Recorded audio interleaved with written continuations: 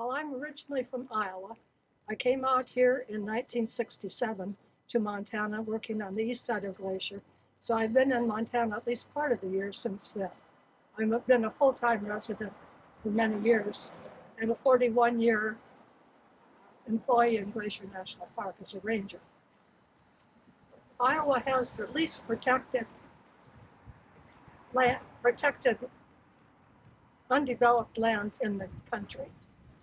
And it is a disgrace how wildlife lovers have had to sacrifice their values for the big bucks.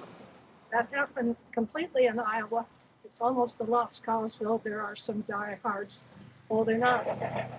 But here in Montana, especially here in the western part of the state, we have the opportunity to do much better, and I think we should protect the wildlife, because that's no place else is going to. I don't think apartment complexes are appropriate across the river. The area is not zoned for it, and the water and sewer issues are a problem. The wildlife area over there, it's just too many people for that area. I also don't think that apartment complexes east of the river are appropriate because of the reasons that Matt stated and the proximity to the wildlife area that's been set aside specifically as a wildlife corridor there. Complexes. Absolutely. Yeah, yes. I do as well. I think that there's many areas in Columbia Falls. I don't know if they're available now or for sale now, but there's definitely areas where I think that could support the density that's being proposed across the river. And those areas might be a little more accessible to hook up to city water and sewer instead of drilling underneath the river. Yeah. To hook them up. I know it's a difficult, locationally it's has some challenges, and I guess there's some wetland areas and some other things like that. Certainly apartment housing is a great need. So I'm not sure which way I come down. I know that housing is just so necessary. It's been undeveloped for a long time, and there are certainly some reasons, because its access and everything, I mean, is attractive, I would think. So it's there's never a perfect place. So I think with proper mitigations and proper sizing, because you just have to bite the bullet. And folks do, it's always hard because folks nearby have their own sense of place, and kind of like it probably how it is. But there's a lot of our neighbors that are having trouble finding places to live and are being squeezed out of the area. So I can't say that is the absolute best place, but with appropriate mitigations and all, which is about all you can do. We can't let the perfect get in the way of it's good enough, because we've got to help our fellow citizens and neighbors.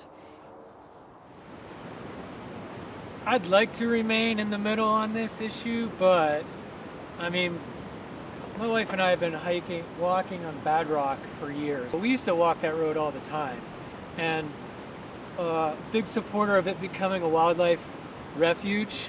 Over the years we've seen elk, bear, fox, deer, of course, all kinds of songbirds. So the wildlife in that area is obviously there.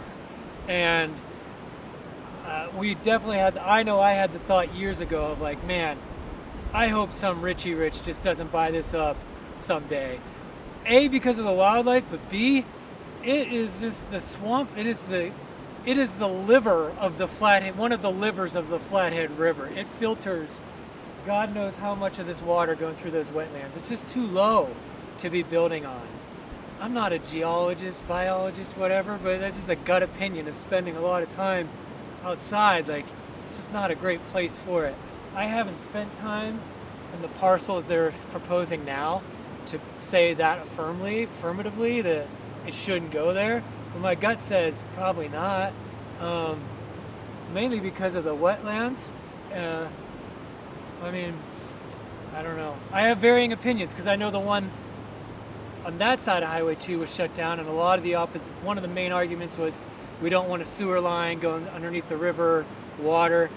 And to that, again, I'm not a hydrologist, but I'm like, we've been doing that for hundreds of years. How many sewer lines under rivers do you hear of rupturing? Like, why not find the middle ground and be like, let's invest heavily in the technology to go under the river appropriately? Like, I think there's solutions like that can overcome problems like that. But it's also just fishy too. Like, what I've read of that development that failed, and then this one, it's just kind of loosey-goosey of like what the complexes are going to actually be.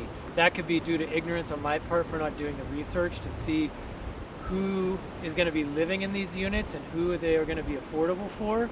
But whenever out-of-state money comes into a hotbed area like this, you got to be weary.